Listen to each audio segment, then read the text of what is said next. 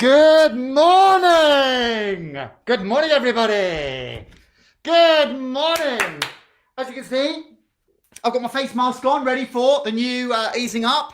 So basically, guys, you know, if you're on public transport, you've got to wear a mask now. So I got this from Bay Threads. So if you're looking for a custom-made mask, that's the place to go, Bay Threads, our friend Alison Ford. So guys, welcome. Really good to see you this morning. You know, do write your stuff up the side. I can see there's quite a few people here already. This is good, guys. Do write your comments. We've got a really packed drama club this morning. This morning we have got obviously an interview with Sarah Jane Potts, who is Joseph Milston's wife, and so that's coming up. That's really good. But we're sort of focusing. Last week we set the challenge to write a duologue challenge, and I'm pleased to say that actually I've had several in already. We're going to be discussing those later. But I thought, as it's, you know, we're doing duologues and we're talking about two-handers, the whole morning this morning is all about double acts, and the whole morning this morning is all about, you know, partnerships. So I don't know whether you saw last night, oh my goodness, talking about duologues, there's this fantastic play on BBC One called Staged, which is basically, it's got David Tennant and it's got Michael Sheen. And it's basically what we are trying to do, putting on a play, putting on a show, putting on stuff, getting stuff ready for when we come out of, when they ease it up and we can start meeting. So guys, what I thought we'd do first of all though, we would just have a bit of a warm up. Okay, most of you now would have probably got your, oh, there you go, would have got your packs. There's only a few people who still haven't. And in that you would have got your well-being journal. And basically in here, okay, it's got loads of suggestions how to deal with anxiety, how to cope with just, you know, keeping calm and looking after your own mental health. We did a whole thing on this a few weeks ago, mental well-being. And so we're going to do a couple of breathing exercises this morning, and we're also going to do a bit of leaping around. We're going to do a little bit of a sort of a workout.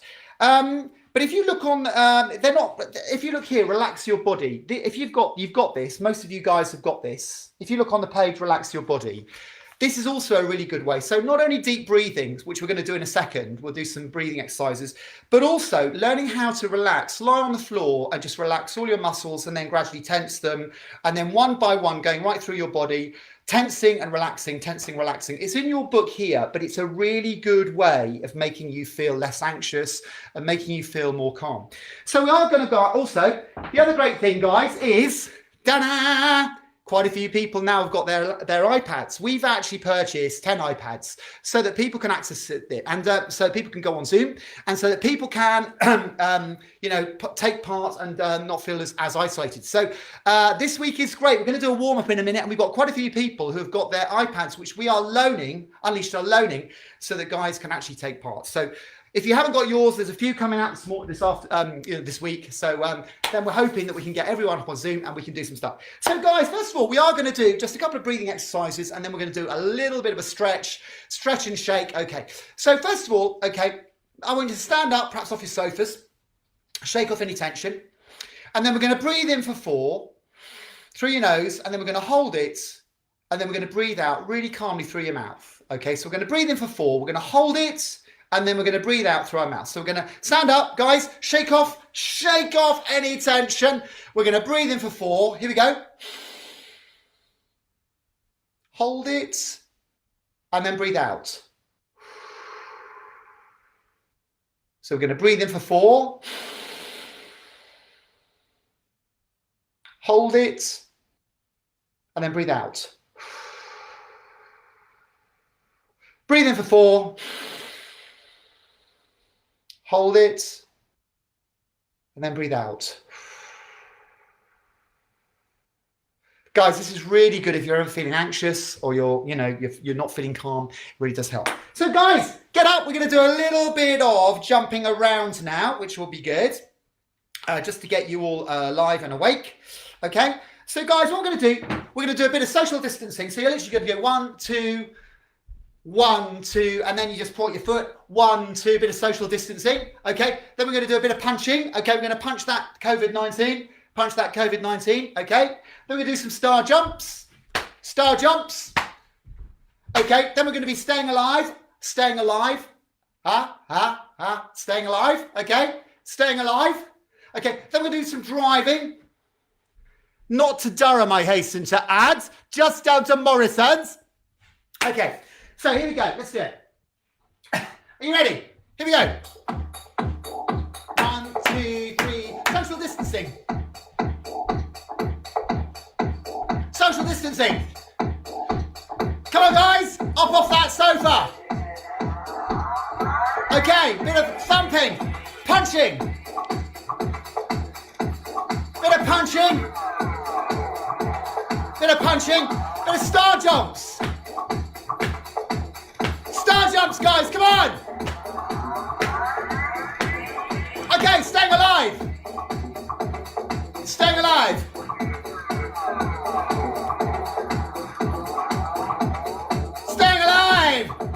Driving to Durham! No!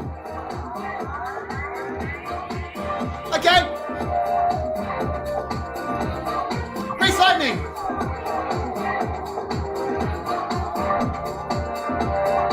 Okay, and again, social distancing. Social distancing. 2 meters apart. Okay, punching that COVID. Come on, get you back into it. Okay, driving to Durham, staying alive.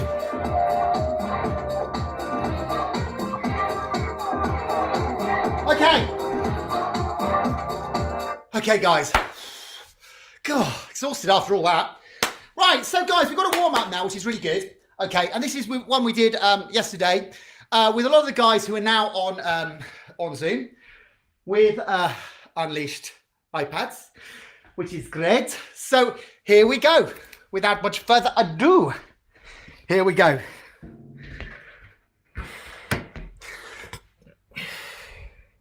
Just get rid of this. Right, here we go. Where's my little mouse? Oh, it's so techie here. Oh, what's going on? No! No, what's going on? Hang on a sec. Let me get rid of this. Don't know what's going on here. Hang on a sec. Bit of a tech problem here. Oh, no, no. Oh, no! My screen has frozen for some reason. No, it hasn't. Here we go. Right, here we go. Guys, here we go.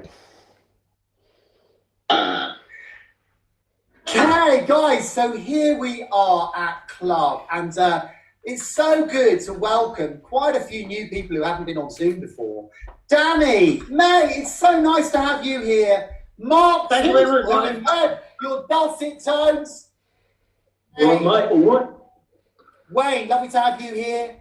Emma, and I think and Joseph. Unfortunately, Joseph got a slight technical hitch with the camera. But Joseph, you are here and we can hear you, so it's lovely to have you here as well. Guys, what we're going to do is we're going to go around the room, and like we normally do, you just say your name and then one word, how you feel. your mood or what's on your mind. One word that describes perhaps your day or your demeanour. Everyone happy with that? Yeah. All right. So Joseph, I'm going to start with you, matey, because although we can't see you, you're very much welcome here, and you're very much part of our group. We're so lovely that we can have you with us. So Joe, name and one word. Okay. Joe said I'm feeling happy. Good. Emma. Wayne. Emma and grateful. This is good. Danny. Danny, and also grateful. Let's choose that one. Good man. Amazing. We're grateful that we can see you, which is lovely. Mark Google. Definitely beamed in. Mark, beamed in. This is good. Wayne, Lord Mustard. I've changed it, Wayne. I'm happy, thank you. Hey, Wayne. Nice to see you. Sharon. Sharon, exuberant. John. Tired, I think.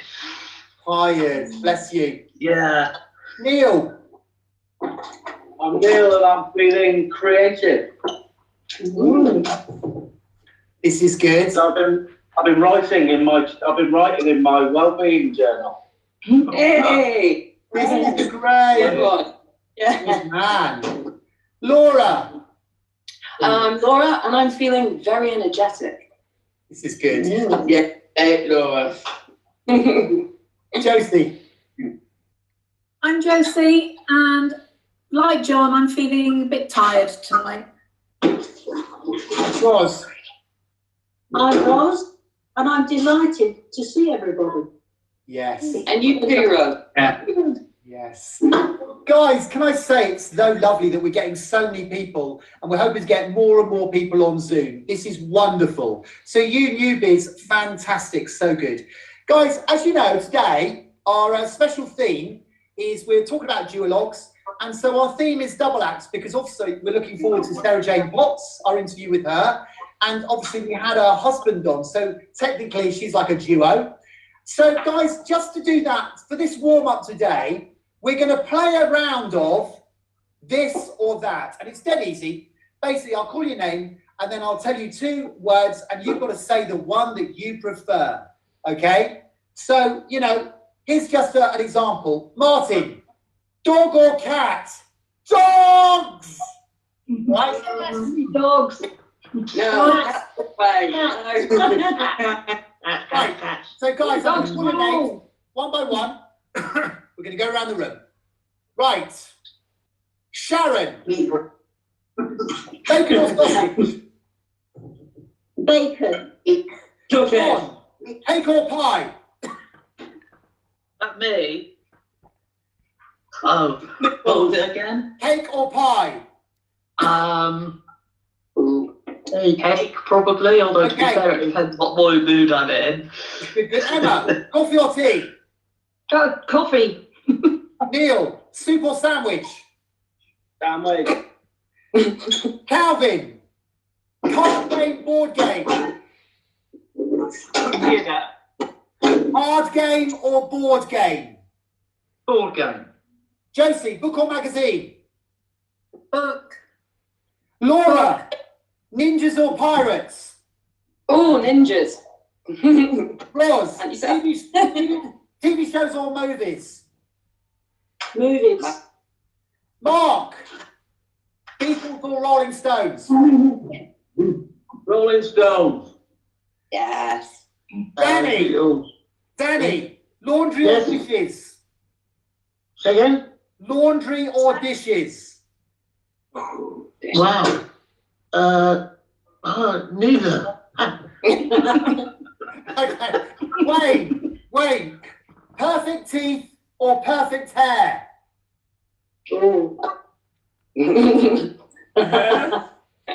Yeah. Joseph, ties or t-shirts? T-shirts. Sharon, take that or Westlife? Oh, Westlife. Westlife. Yes. John, jazz or classical? Jazz. Good man. Neil, shorts or speedos?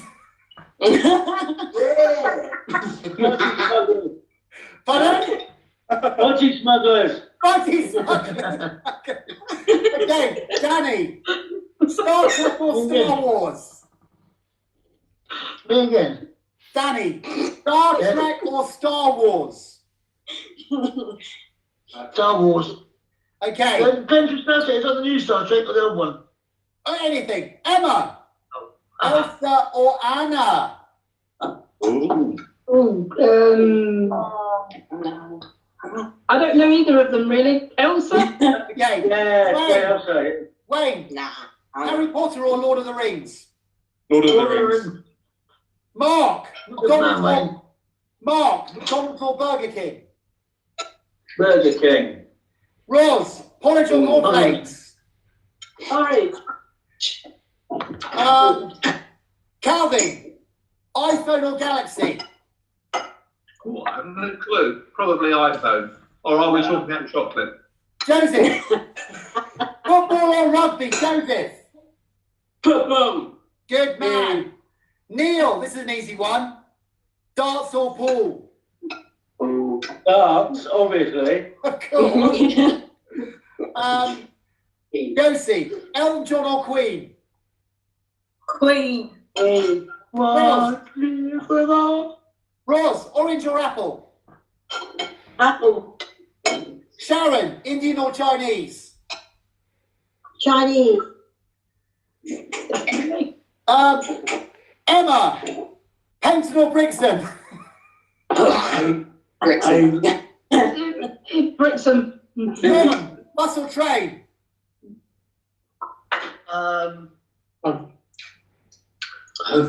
Train. Train. Neil, Peaky Blinders or Sherlock? Oh, that's a hard one. Peaky Blinders. Okay. Danny, Yes. Kate Yes. Winslet or Julia Roberts? I've no choice. I don't know. I can't decide. Okay. Laura, Jimmy Hey. Carr or James Corden? Oh, Jimmy Carr, I'm afraid. Okay. Josie, Trump or Boris?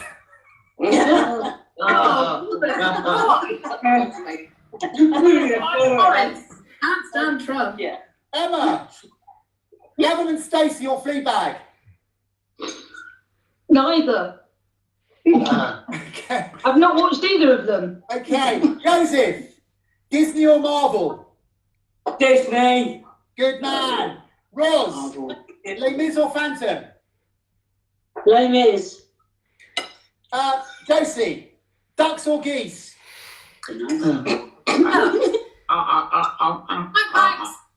Mark Doodle, whales or dolphins? Dolphins. Wayne, sight or hearing? Hearing. Sharon, hot or cold? Hot. John, black or white? Black. Black. Whoa, I like black. Calvin, London or Paris?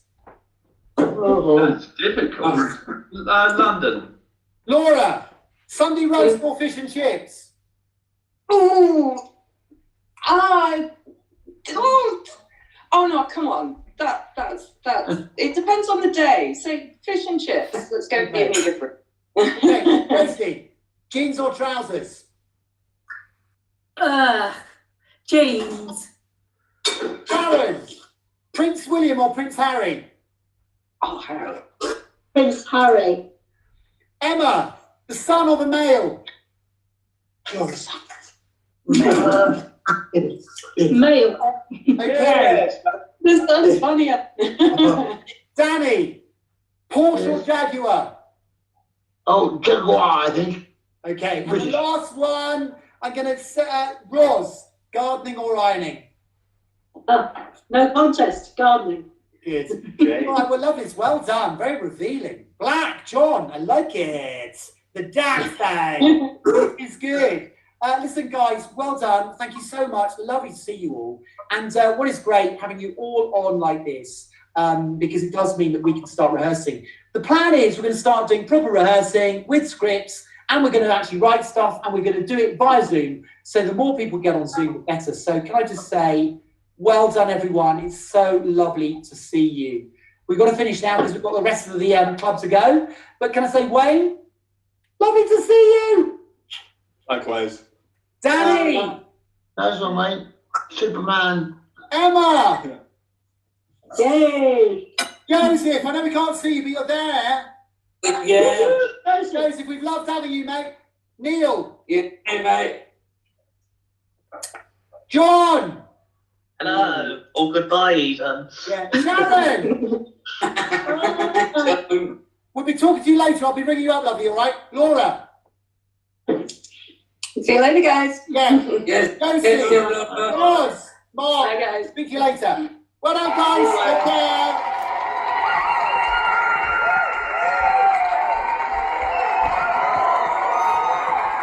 Okay, wasn't that fab? Right, guys, just going to set up the next thing, and then we're going to do something fun. Okay, so I'm just going to set up the next thing, so it's all ready for us to go.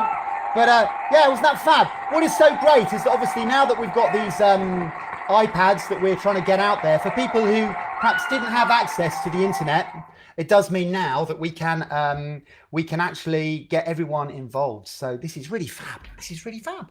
Okay, right, so here we go. Right, next part. So, guys, what we're going to do now is we're going to have a quick game before we have the interview, the big interview with Sarah Jane Potts. We're going to have a quick game of charades. I just thought it'd be fun. We've got a quiz as well to come out. It's action-packed this morning. There's so much. And it's so good to see you all, guys. Blair, good to see you. Ross, Emma, Angela. This is great. So, guys, we're going to do a very quick round of charades. And these are all films, but they have 2 in the title. Okay, so they all have 2 in the title. So here's the first one. Obviously, it's a film. So here we go. It's 4 words. 4 words. 1, 2, 3, 4. Okay. The second word is 2. I'm going to give you that. Something 2, then a little word. Okay. So the first word. Okay. The fourth word.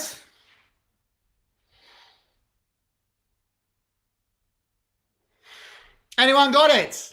Anyone got it yet?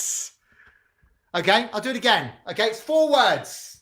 Second word is 2. Okay, third word is a small word.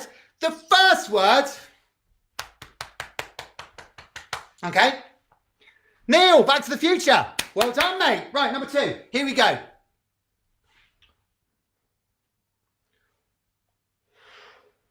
One, 2, 3, 4, 5. Right, this is 6 words. 6 words. And again, it's a film. Okay. And the fourth word, okay, the fourth word is 2. I'm giving you that. The fourth word is 2. Okay. Alexa, you got it. Margie, you got it. Calvin, you got it. This is good. This is great. Sharon. Okay. So the fourth word is 2. Okay. So the first word.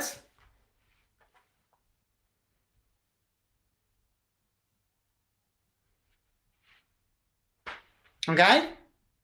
You see that? Okay. It's the first word.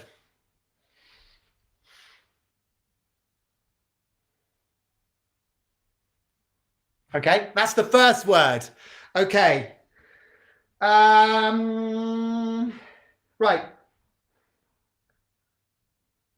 Okay, 1, 2, 3, 4, 5. Fifth word.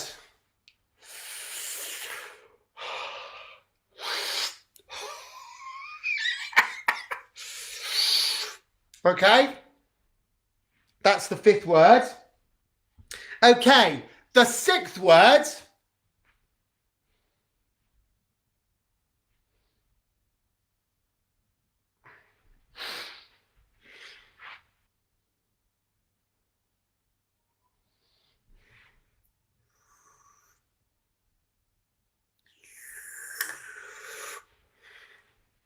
All right, you got that? So, first word. Okay, Second word sounds like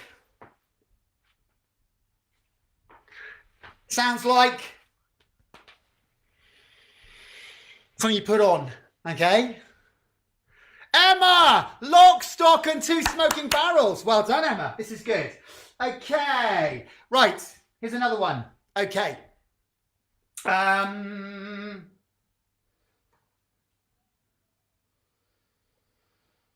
1, 2, 3, 4, 5, 6, 7. Right, this is 7 words. 7 words. It's a film, okay? And it's the 6th word is 2. 6th word is 2. Okay, so the first word.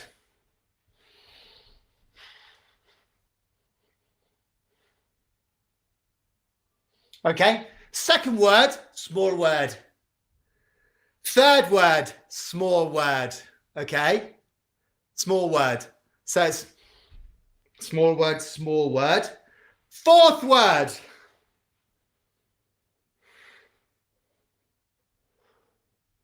Okay, 1, 2, 3, 4, 5, 6. 1, 2, 3, 4, 5. Okay, fifth word, small word.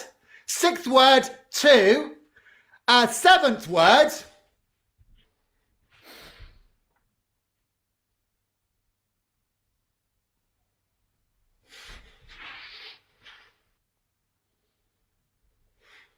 Anyone got it? Anyone got it? Anyone got it? Okay, first word. Second word. Second word. Lord of the Rings, The Two Towers. Well done, Neil. This is good. Okay, fourth one. Here we go. It's a film. Okay. 1, 2, 3, 4. 1, 2, 3, 4, 5. All right, 5 words. 5 words. 5 words. Okay. And 2 is the fourth word. Fourth word. Okay. So the first word is a little one. A little word. Okay. Second word.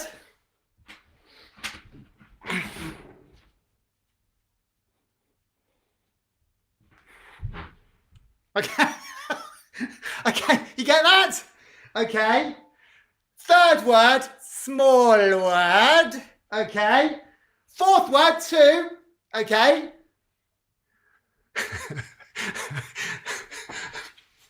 Okay. Anyone got this? Anyone got this yet? Okay. 1, 2, 3, 4, 5. Fifth word.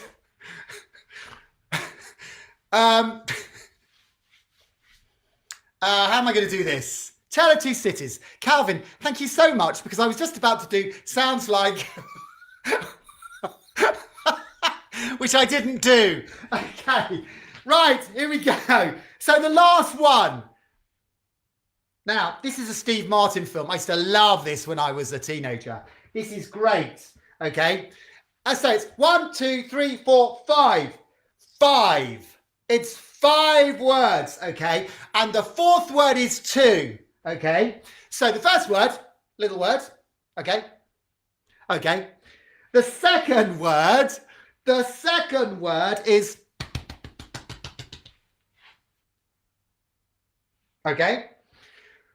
The third word, okay, is another sort of, how do I do that with, okay, I'll do the last word, okay? 1, 2, 3, 4, 5. Fifth word, okay?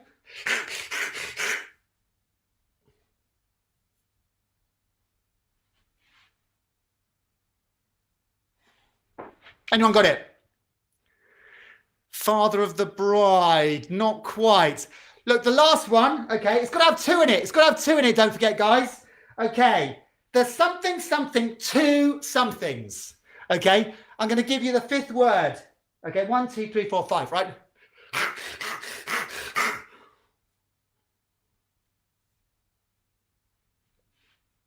The man without a brain. The man with 2 brains. The man with 2 brains. Great film, Steve Martin. Classic. Okay, guys. Right, so we have got what you're all waiting for now. And now we have got, okay, we're going to have the interview that I did a couple of weeks ago with Sarah Jane Potts. Sarah Jane Potts, lovely person. She and her husband, they're friends with Alexa. I think Alexa's just edited Joseph's book. And I mean, my goodness, she's been in so much. She was in Kinky Boots, she was in Holby, she was in Casualty, she was in the American version of Broadchurch. Really interesting person. So without further ado, I'm going to now put on the interview that we did a couple of weeks ago with Sarah Jane Potts.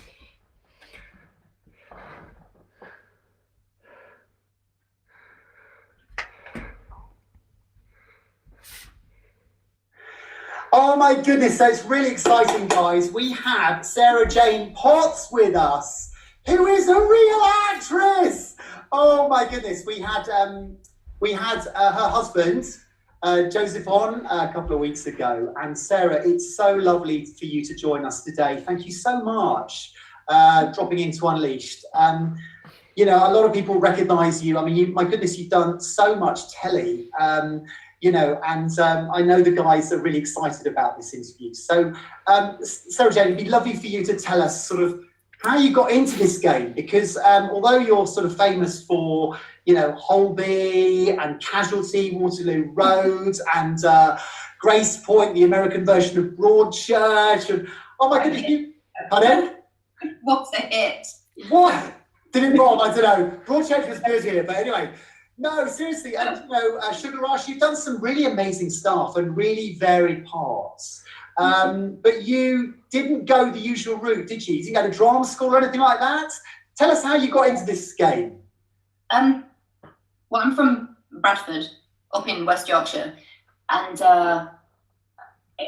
you know, from a very sort of working class background and family and stuff. So even knowing when I knew kind of 12, 13, 14 that I'd love to do drama and I'd love to pursue it as a career, the options were very minimal because A, there wasn't the funding there, and B, there wasn't a whole lot of encouragement to be able to carry that dream that you had out of your geographical location. Do you know what I mean? Yeah. Like, yeah, you're good at it and stuff, but you were born in Bradford and you'll stay in Bradford and you'll probably die in Bradford, you know. So I hear that you sort of did a bit of campaigning to actually get yourself into a drama school. Is this correct? Well, yeah, so I was, you know, you're assigned to a local school, aren't you? And it's the school that's in your catchment area. And this was way before parents were moving houses to get their kids into decent schools. They were just like, that's the school you go into. I don't give a shit what it's like. You go into that school. So I got sent to an unbelievably horrible comprehensive school. And I sort of knew within the first couple of months of being there, if I didn't make some kind of change, I would just have to get with the program. And that didn't mean getting an education. It meant probably, and I mean this with all due respect, becoming a drug addict and dropping out of education. There wasn't another way at that school. It didn't have options except being naughty. So I stuck it out for a year. So I'd have been from 13 to 14. And then I had friends that lived in other towns because I've been doing like Amdram stuff, you know, since I was, like 10. Things that you see in the paper, local summer schools of drama groups that happen in them. I've been involved for a good few years in this amazing, I don't think they do it anymore, this amazing project they used to do in Bingley, called the Bingley Summer Youth Project, and it was for kids that were 8 to 18, and it had a proper director, proper kind of producer, proper musical director, but essentially around that they had to audition, cast, get an orchestra, get the kids that were going to do props and all the stage management stuff, and produce this crop of really talented kids in all different fields to do with theatre to put this show on in 3 weeks in the summer holidays. And they were amazing. They were amazing shows. So I'd done that for a good couple of years and a couple of other things and stuff. So I had a few friends that didn't live just in Bradford at that point. And I had a friend, Paul, who was going to a school in Leeds called Intake High School. And it was a regular high school, but alongside the national curriculum, it ran like a performing arts course. But you didn't have to pay. It wasn't like a stage school. It was a performing arts course alongside your national curriculum. But you did have to audition to get in. It was like they wouldn't just accept anybody. And he said, oh, we're doing our big school production. We're doing Jesus Christ Superstar. I thought, wow, that's grown up. And he went, I'm playing Jesus. And I quite fancied this guy. So I thought, I've got to get myself to go see Jesus. I've got to do this. I've got to do it. So I persuaded, I can't even remember whether it was my mom and dad. Maybe it was just my dad because my mum didn't really drive. I think I persuaded my dad to take me. And I remember sitting in this auditorium at this little school watching this show. And I just thought, I've got to get to this school. Because if I can get to this school, I've actually got a chance at doing this for a living. And I don't know where that came from, that sense of resolve or that sense of absolute knowing that that was what had to happen. So I campaigned, I got an audition, they accepted me, and then they said, oh, and by the way, you need your council to agree to it because they have to send the funding for you from Bradford to Leeds. Oh my goodness. You also need to get yourself here, and it was 4 buses a day, and you need to pay for that, and you need to get your parents' permission signed on this letter. So I was like, right, one thing at a time, let's rate this in order of difficulty. So I was like, council, transportation, parents, because at that point I didn't really give a shit. I was like, I can forge this if I have to, it's not really an issue.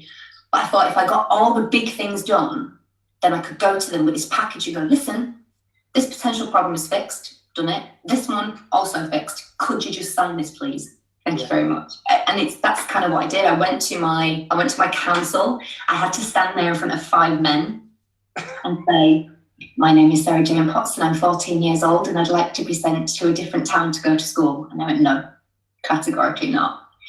So then I went to the local paper and I said, my council are refusing to give me the education I think I deserve because it's in a town that they... And so they ran this story, and then the council very quickly changed their mind. But because they'd run this story, then everybody sort of wants in on the we're a good person campaign. So I ended up getting sponsored by the local bus company, the rider, I think at that time. And I shit you not, they gave me a free bus pass for 3 years for my entire schooling. Wow. Because my parents couldn't have afforded that. That's so good. That's so good.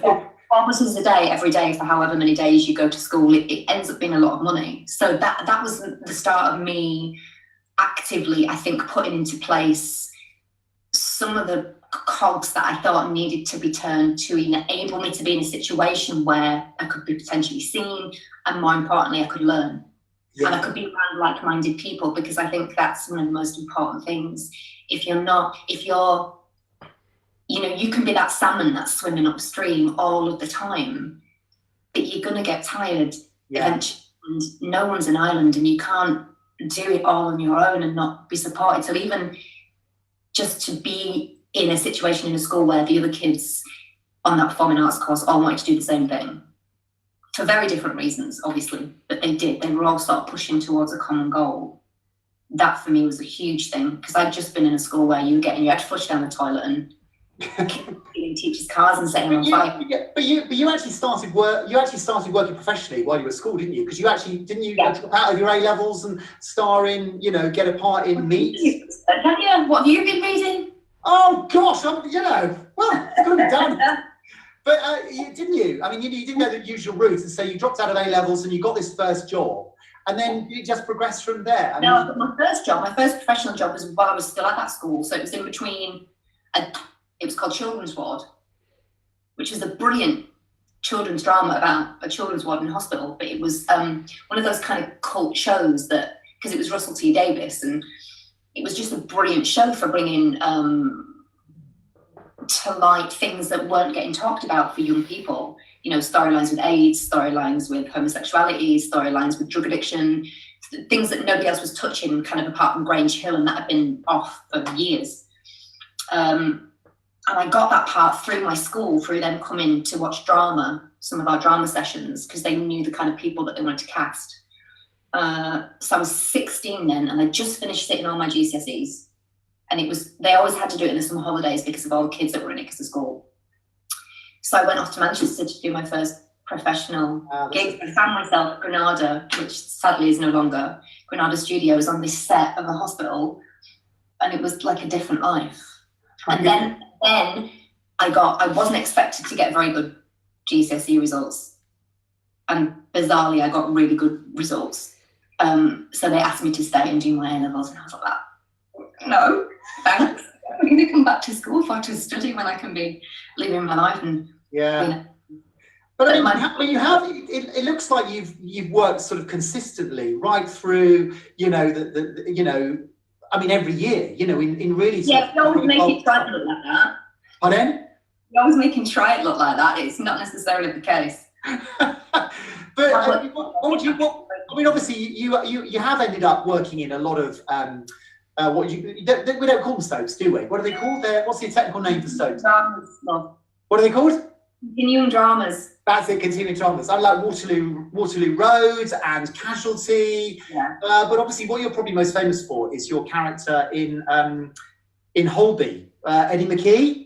Mm-hmm. I mean, this is bizarre, but I mean, I've actually had a couple of walk-ons on Casualty. So when they were filming it in Bristol, with a couple of lines. So I know, my gosh, that is like it's a really long day. And I think you were signed up for like a year's contract initially, and you were sort of headhunted from America. I mean, what's it like actually? What was it like getting that part? And what's it like being in something for such a long time where you become really recognisable and, you know, it's like never ending? The work part of it is pretty intense on shows like that, because it's like one of those sort of, it's like a treadmill that you jump on, and it's quite difficult to get off because you've got a certain page count, you've got a certain amount of scenes that you have to get shot in a day. And those scenes are of a certain length. So you look on your call sheet that day and you'll see that you have 9 pages of drama to shoot. And in real time, that's an entire day. That's like a 12-hour day. EastEnders do 25 pages a day. My goodness. So that's how quickly they move. I mean, they shoot their rehearsals, they move so quick. So Jane, when do you actually learn your lines though? Because obviously it's quite intense, because it's like 6 days a week. I mean, it's pretty intense. No, actually, Holby's really good. It's 5, so you get your weekends off. But I was the person in the cast that lived the furthest away from the studios. So I had about a 4.5-hour commute every day. Oh my goodness. It take me a little under 2 hours on the way there and much longer on the way back. Except I dash home to see my kid. I mean, you did something like 60 episodes or something ridiculous, and that's where you met your husband, is that right? Yeah. Yeah, I auditioned him. You're kidding me. They had this idea that they wanted to introduce this kind of new couple on Holby, that they wanted to write this couple that weren't necessarily stereotypical, and it wasn't necessarily successful. So they had these 2 guys that they liked, and I was on set one day and they said, oh, we're going to let you off early because we need you to go up to what other ward it was. I can't remember. Yeah, I can't remember what it was. Because we want you to read in with these 2 guys like a chemistry test. The scene you want to, they've learned it, you don't have to learn it. I went, okay. So I went off, and I can be quite grumpy sometimes, especially if I'm tired. And I think I turned up being quite grumpy, and one of the guys was really, really attractive. And I can remember just being quite sort of bowled over by how attractive he was, and all my sense left the building, including my discretion as to whether or not he was actually talented. And so I did the reading with that guy, and then Joe came in, and I did my reading with Joe, who was great but very different. And then I went home, and they called me, the producers called me, and they said, oh, who do you choose? And I shamefully chose the really good looking guy, not even thinking ahead to the fact of, I'm going to have to work with this guy for a year. I was just like, no, what was I going to do just with this attractive guy? I'd have been so bored.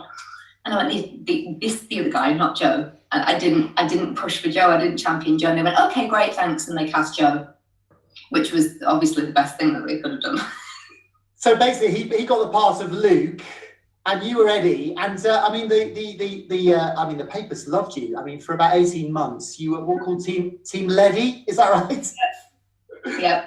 Yeah, but I mean, Your character, I mean, what I quite liked about reading up about you is that you said that the first 3 years of your your career, you seem to be always playing. Where is it? It's like dirty, scruffy, ill or tarty parts, and that you sort of, a lot of the parts that you tend to get cast in tend to be sort of quite edgy or sort of slightly quirky characters, and your character in Hobby was quite quirky, wasn't she? Very much, but that's kind of how they lured me in, because I wasn't that interested in doing Hobby. I was really quite scared of committing myself to a long running show, because I'd never done that. The longest I'd ever been in something was when I did Casualty, and that was 6 months, but it wasn't as a regular character. She came in and out of the episodes, and I could kind of handle that. I used to have this real fear that I think you'd get typecast, or that you'd get bored, or I just wasn't. I was more interested with recreating new things all the time. Yeah. New characters, new adventures, So sorry, carry on.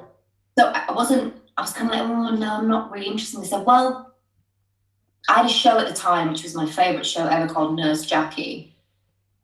I don't know whether you've ever seen it. It's an American show, and it stars Edie Falco, and she is a really dysfunctional drug addict, but she's a nurse, and she's an amazing nurse, and she manages to keep this addiction and this other, she has like 2 lives. She manages to keep that life very separate from her family. She's got 2 little girls and a husband. She's amazing at her job, but she has 2 lives, and she cannot get through a day. And she steals all her meds from, well, not all of them, she gets a lot of her meds from the hospital, and then she sends off to these various places in other countries where you can be sent certain things.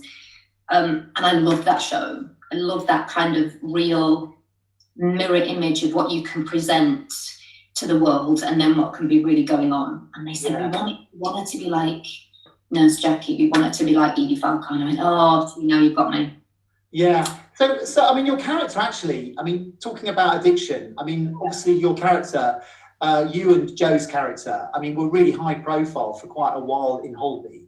But your character, the scriptwriters wrote that you became addicted to prescription drugs. Yeah. And obviously, I mean, Holby, they deal with very real issues. I mean, what was your take on all that in terms of playing a character like that? I think one of my main concerns was that it was done as transparently and as honestly as possible, and that one thing that you don't want to do is glorify something without showing also that every action has a consequence. So I was very aware that I wanted it to be as responsible as possible, because I think it's important that we do, especially when you're in somebody's living room for an hour every single week. But you were, because your character was actually written out to go to rehab, wasn't she? Yeah. Which I thought was really interesting. How did that happen? Because I think the scriptwriters knew that your character was going to be sort of not there forever when it was written. How did? I mean, were you? And they kept it really quiet when you actually left Holby, which was a massive shock for your fans, because you had loads of people writing in, and there was nothing in the paper, and then you just disappeared. I mean, how did you feel about that? Was it just given to you that actually your contract is ended and your character's going to be written out? So I mean, how did they work that? When I signed my contract, I said that I'd only do a year, because after that year, I knew my plan was, and part of the reason I took the job was to get a bit of financial security, because I was moving back to America with my son. And so I thought, I'll do the show for a year, we'll get a bit financially stable, and then we'll be in a much better position when we go to America. And then I spent the year there, and then they asked me if I'd sign for another year, and I said, no, I have plans. And they said, well, would you sign for another 6 months so we can write you a really good exit storyline? Yeah. I'll do another 6 months, but I have to be out of here by July. So that was basically it. They knew I was going to leave. They didn't want to tell anybody, and then wanted the storyline to be a big surprise. Yeah. So were you very sad to leave? I mean, because obviously, presumably, if you're working on a drama, like, I mean, you were in the American version of Broadchurch, Grace Points. Yeah. I mean, it must be very different when you're signing up a contract where you know that there's like 10 episodes to actually signing your life away to, I mean, how does that work in terms of your own security?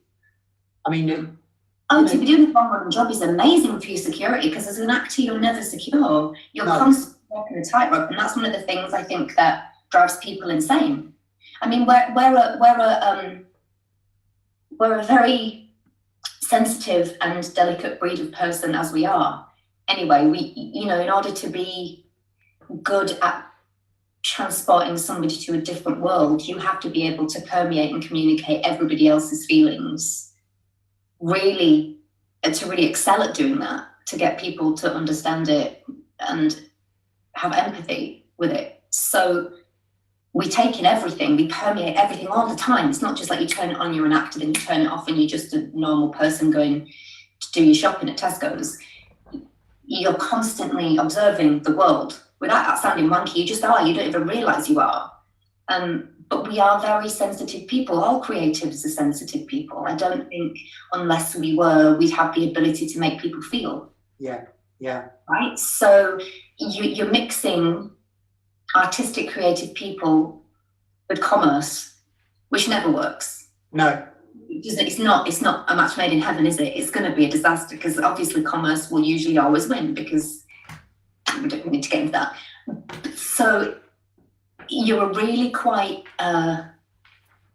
insecure, delicate, sensitive person, putting yourself in a situation where you get told no constantly, and you never know where your next job's coming from, and you don't know where your next wage is coming from. So to be in a long-running show, when you actually don't realise that for a while, you don't, because you're so used to sort of balancing that tightrope of your life. It's only after a couple of months when you look at your bank balance and you realise that not everything that's come in has gone straight back out again. You're actually starting to build something up, and there's a little bit more than a tightrope swip of leaving. Yeah. Oh, okay, wow. And then you very quickly realise why people stay in for a very long time. Yeah. Because they get used to that security. And then I think the idea of trying to break free of that is so frightening to them. Yeah. Well, you see a lot of soap stars who've been there all their life and they've never done anything else. But I mean, my goodness, you've done so many high-profile, interesting pieces of work. You were in Kinky Boots, NYPD Blues, and you're probably most famous for playing Saint in Sugar Rush. I mean, that's an interesting series. But I mean, so varied. And then, of course, you've done quite a bit of theatre work recent years. So, Betrayal and off-Broadway, Tennessee Williams. Tell us a bit about your theatre work.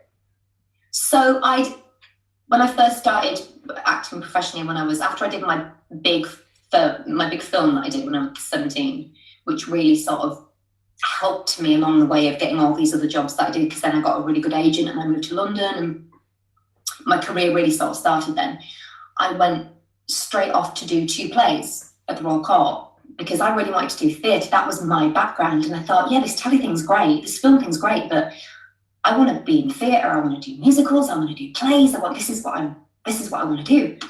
So I went off to the Royal Court, and I had an agent at the time that wasn't particularly supportive, sadly, and to my sort of quite gullible, insecure, naive 17-year-old self, I believed a lot of what she said about how I wasn't ready for theatre, and film was calling my name and TV was out there and I should capitalise on that and be in the young ingenue and all that shit. And I believed it, which wasn't the case. And you find out, don't you, about people years and years down the line and think that everyone has an agenda for something, and her agenda was to make as much money as possible, and she sure as shit wasn't going to do that with all her clients working in theatre. But it really affected me, and so I think she had stopped ever telling me about any theatre availability checks that I got from casting directors, and B, I just lost all my confidence. So, and then yes, because I was being asked to do this show, and then before I finished that film and that show, I'd know what the next one was going to be. I just got caught in that world of working all the time. And then a couple of years ago, we're talking about maybe 4 years ago now, 5 years ago, I got to the point with TV and stuff and film where I turned 40, and it's a really hard place as a 40-year-old white woman within this business, because people don't really know where to put you, or how to write for you, or how to showcase what it's like to be a middle-aged woman. So you start going for less and less meetings, and the meetings that you do go for are, you know, somebody's wife, or, you know, somebody's mum, or there's no real dynamic. It's starting to change a little now. But then I wasn't seeing any of these really sort of dynamic, strong, forthright women that I played my whole career. They just sort of disappeared. And I had that problem where I still look quite young, so they didn't want me to be the mother because they didn't think I looked old enough, or they'd pair me with somebody that was playing the husband and he'd look way older than me, so it didn't match physically, and I couldn't seem to play my age.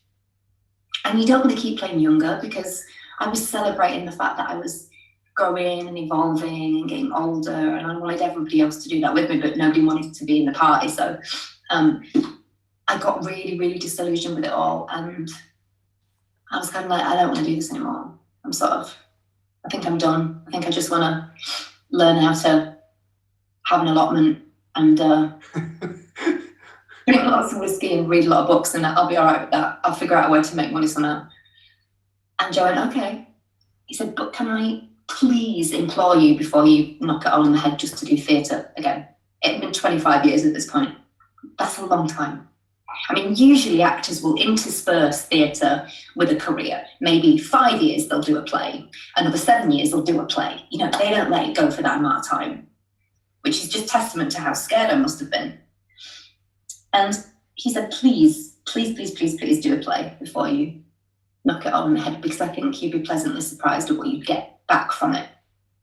And so I went to Exeter and I did Betrayal with me. Great play, great play. Amazing play. I mean, there's nothing like grabbing a bull by the horns and doing a play that only involves 3 people, that goes backwards chronologically in time, and most of the scenes are 10 to 11 pages long. I mean, piece of piss, right?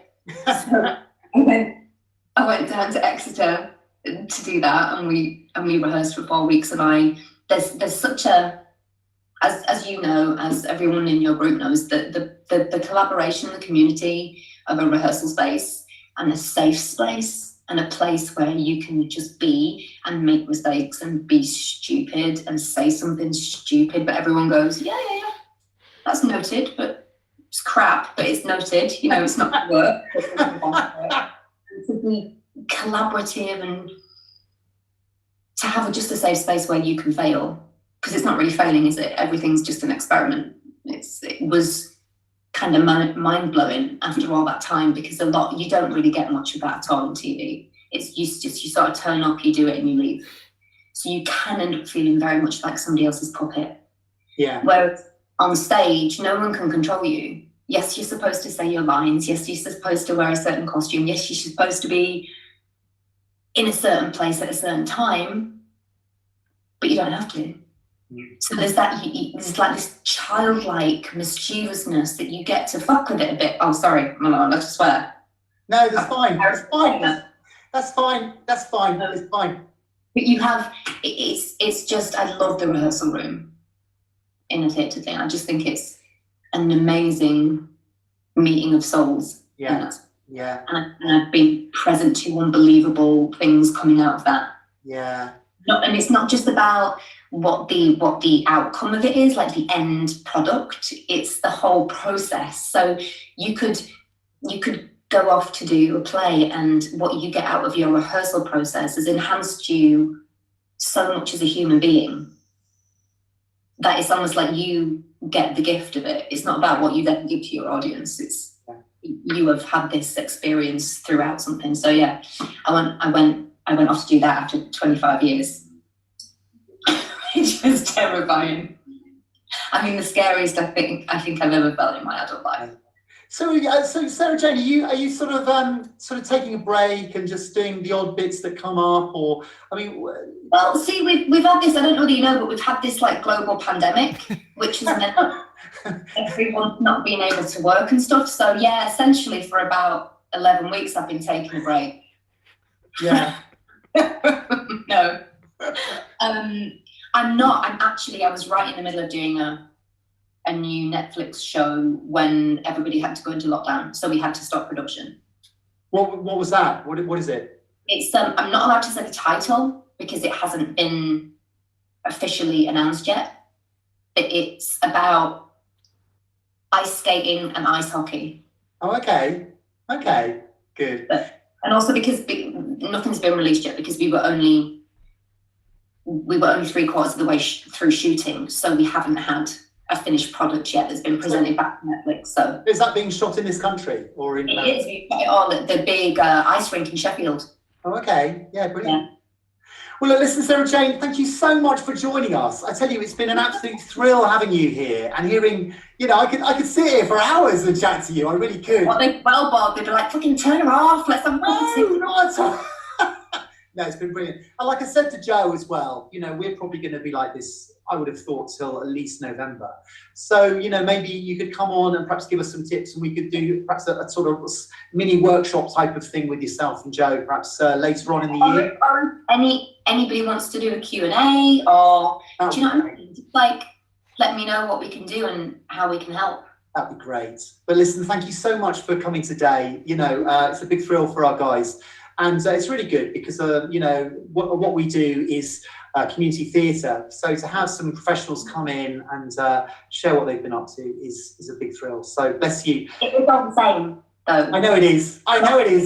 But it's all the same, and I wish that everybody would think like that. Yeah. Just because I've been lucky enough and privileged enough to do the type of things that I've done and get paid the money I've been paid, it's like it's still all about community and what you that's very kind. Well, listen, Sarah Jane, you guys keep safe, and we'll keep in touch, and hopefully you'll come on again. That'd be great. Listen, take care. You've got love to go. Bye then. Bye.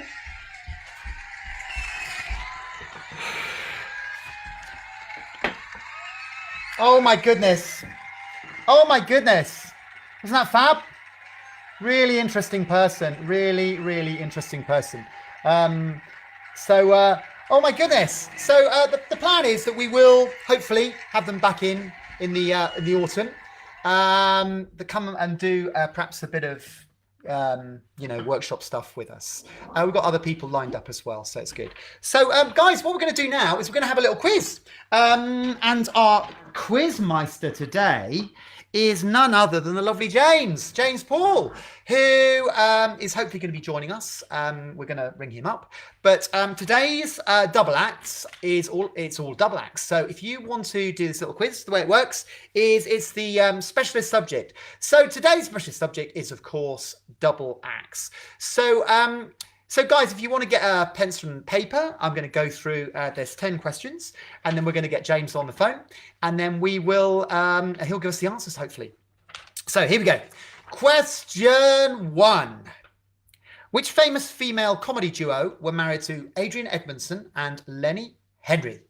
And one of them lives in Devon. Which famous female comedy duo were married to Adrian Edmondson and Lenny Henry? Okay. Question 2. Which famous rival actresses played showbiz sisters in the 1960s horror film Whatever Happened to Baby Jane?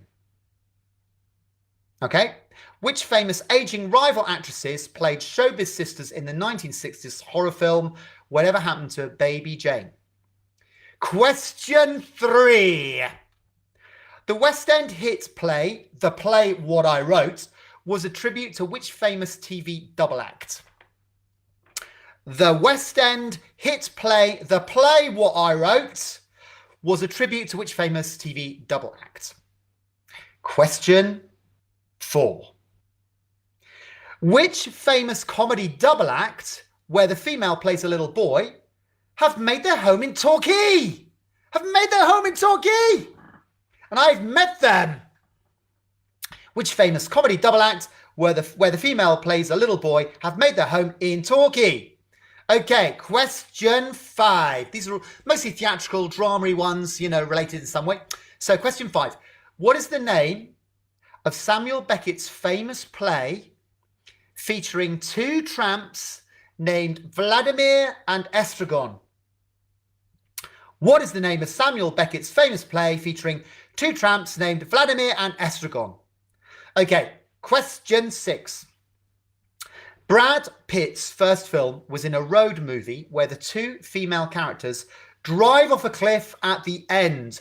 What was the name of the film? I'll read that again. Brad Pitt's first film was in a road movie where the 2 main female characters drive off a cliff at the end. What was the name of the film? Question 7.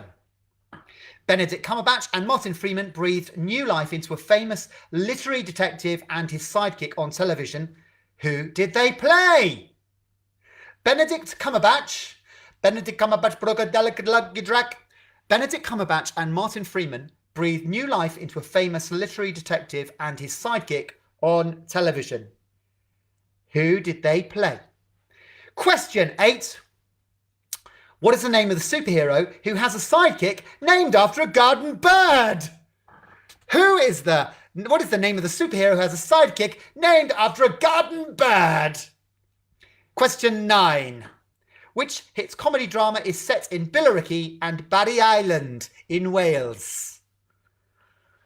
What's occurring? Okay. What is the name of the superhero who has a... Which hit comedy drama is set in Billericay and Barry Island in Wales? And the last question, question 10.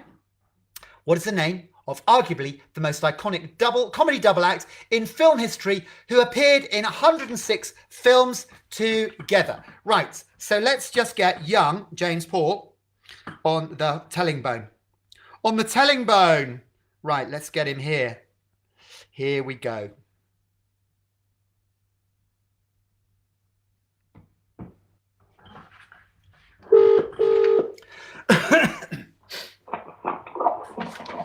Hello, Martin. James, how are you, mate?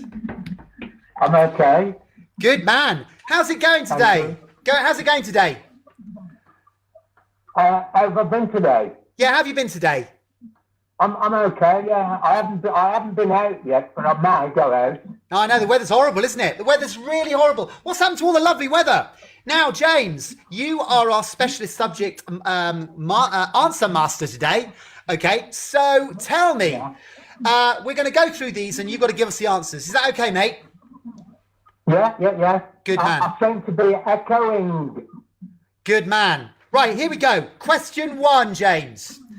Which famous female comedy duo were married to Adrian Edmondson and Lenny Henry? Oh, that would be obviously Dawn French and Jennifer Saunders. Yeah, well done. Good man. Question 2. Have you got the telly on, James? I have the TV on, but hang on. I've turned it off now. Is that better? Just turn it down, mate. That's fine. That's all good. Which famous aging rival actresses played showbiz sisters in the 1960s horror film Whatever Happened to Baby Jane? Well, it's going back quite a while, and I think it is Betty Davis and Joan Crawford.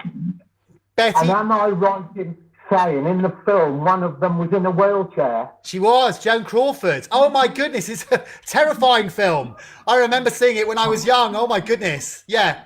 Can I just tell you this as well? Please can do. You hear me? I can. You've heard of Pepsi Cola, obviously. Yeah. Well, the vice president of Pepsi Cola in the 1950s was married to Joan Crawford. I did know that, actually. I did know that because... yeah, carry on. And when her husband died, she took on his role at Pepsi Cola. I didn't know that. No, I didn't know that. My goodness. Yeah, she was married to... the vice president of Pepsi Cola. Oh my goodness.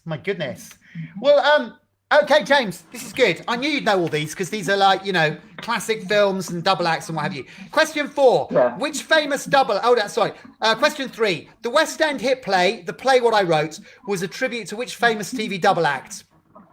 Oh, that was Eric Morecambe and Ernie Wise. Morecambe and Wise. Well done. Well done, mate. And talking of statues, I think Eric Morecambe came from Morecambe, and that's where he got his surname from.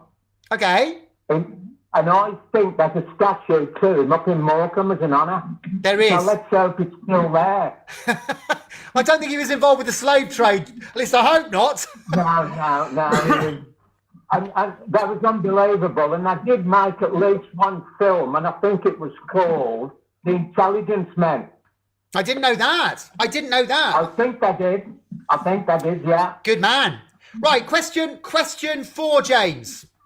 Which famous comedy double act where the female plays a little boy have made their home in Torquay?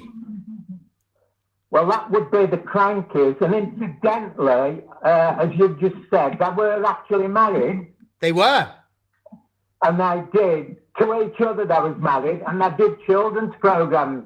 They did. The Crankies. Yeah, lovely people, actually. They've done a lot of charity stuff. I've met them at charity stuff down here. Lovely people. Yeah, okay. Just like her. And didn't she fall out off a beanstalk in Panto and injure herself?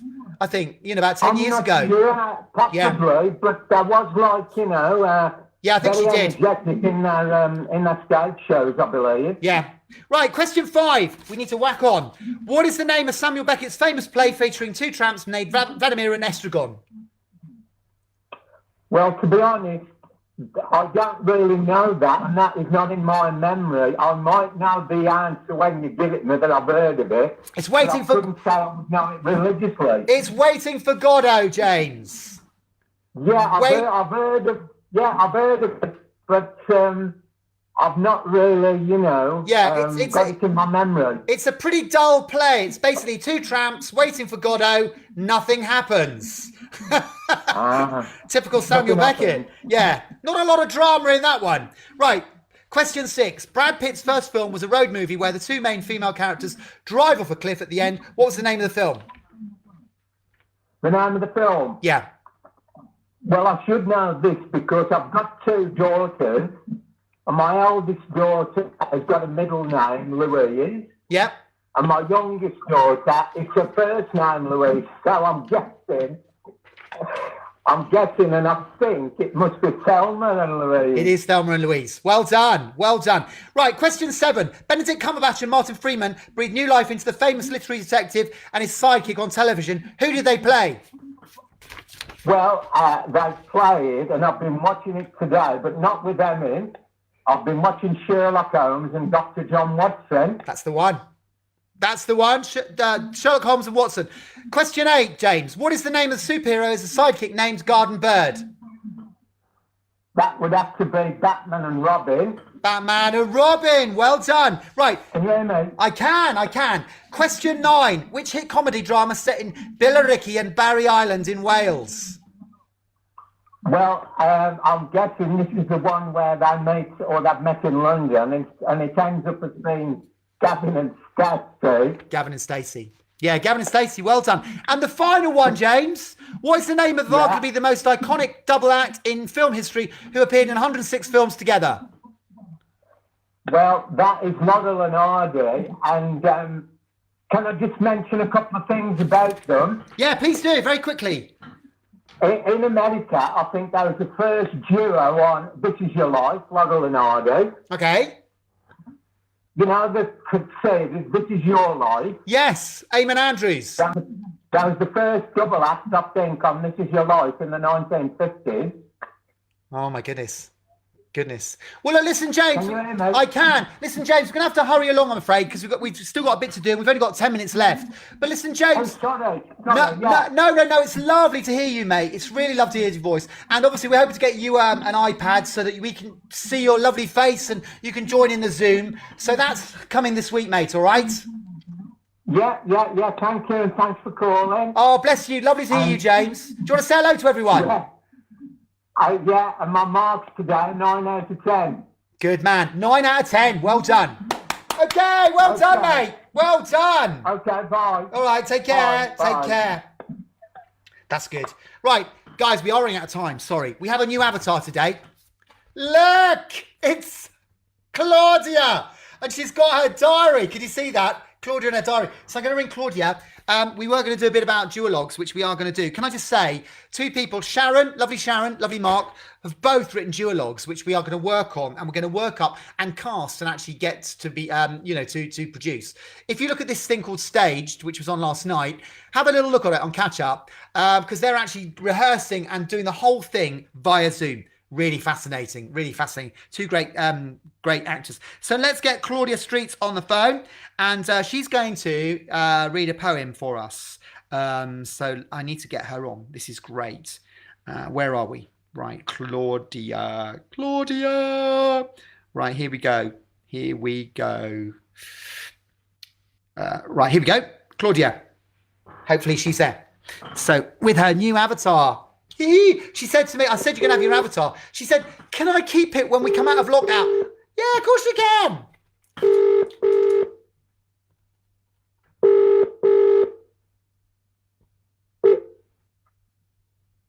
Hello? Claudia.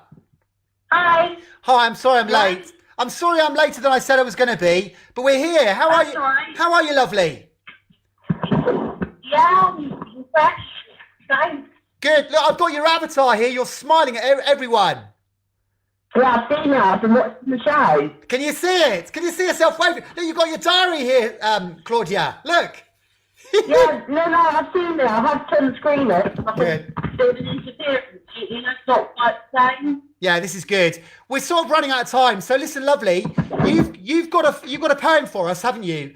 That I think Joe. By Joe. That Joe's written, yeah. But I really liked it. So are you able to tell it us over the phone, lovely? Yeah. Okay. Right, when you're ready.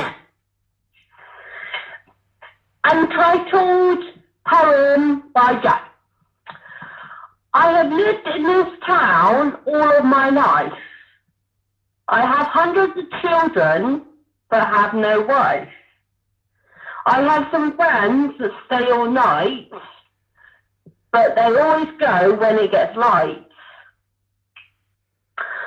I see some friends during the day, but if I could, I would chase them away. In my long life, I have seen it all. I have seen buildings rise and buildings fall, so many that I could not count them all. Some say I'm very old, but that is a story yet to be told. You may be wondering who I might be. Why did I not tell you? I am a tree. A tree. That's really good. That's really good, Claudia. I love it. It's a bit of a riddle. It's a bit of a riddle, isn't it? Yeah, Joe did it. No, but really good. Like I said, we're going to keep all of these. We're going to keep all these together, and we're going to put them in a scrapbook, so that when we do our COVID celebration of being able to be together and give everyone a big hug, then we're going to have all these bits together, and we're going to have all the avatars. By the time we come out, we're going to have an avatar of literally everyone. But I have to say, I'm particularly pleased with your one. Look, and you're carrying your diary, Claudia.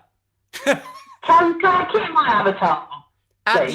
When we finish, keep my avatar? When we come out of it, I'm sure you can. I'm sure you can. Thank you. All right, lovely. Listen, nice to hear you. Have a nice week, and we will see you soon. All right. And you. Thank you. Take care. Bye. Oh, bless her. That's really good. Well, guys, I was going to ring Sharon. I was going to ring Mark and just talk about the duologues that they've done, because obviously we are doing this writing a duologue challenge. We've sort of moved on from our COVID songs. We've had so many COVID songs, which has been really fab. These duologues, really great. One, Sharon's written one. I'm just going to explain very, very quickly. She's written one, which is a dialogue between, a duologue between Dominic Cummings and his mother. Okay, about why the press are being so horrible to him. Really interesting. Very, very funny. Very, very topical. Mark, bless him. Mark Tootle. Here we are. It's Mark Tootle. Mark Tootle! I think I should give him some clothes, actually, because he was the very first one I ever made. And look, it looks like he's completely naked apart from his bow tie. So, Mark, I think maybe I need to put some clothes on you because it's a bit shocking that you're appearing every week nude on our show. He's done one about a couple of cave people, the Ugg family, caveman who are locked down in their cave. It's very, very, very funny. So, guys, we are going to finish now. We'll finish this a few moments early. But, guys, do use your book, okay? Your well-being journal. You should have all received this now. So all you regular guys should have received this now. It's nice to see Neil bigging it up at the beginning of the club, saying how he's filling it in. There's loads to do in here. There's breathing exercises. There's how to relax your body. There's colouring. There's just how to really sort of look after yourself. It's a really lovely book. So beautifully produced. So, you know, please use it. But guys, we're going to finish now. It's been a great morning. Lovely things up the side here, guys. Really lovely to... Martin, nice to see you. So nice to see you guys. I know a lot of people have been watching this after it's been on. We save it and then we put it onto YouTube so you can see it at YouTube. So they're all being saved for posterity. So next week, more fun and games. Keep the old duologues coming and we're going to work out how we're actually going to cast them and how we're actually going to film them. But... hope you keep well, keep safe, wear your mask on the public transport. I think from next week it is actually it's by law. You've got to wear your mask. So it's got to be done. Keep social distancing, keep safe, and guys, we'll see you all next time. Have a good week, and guys, like I said, if anyone needs anything, if you just need to talk to someone, you've got Margie's, you've got Joseph's, you've got Calvin's, you've got my number, give us a call. But until next week, we'll see you soon. Take care. God bless.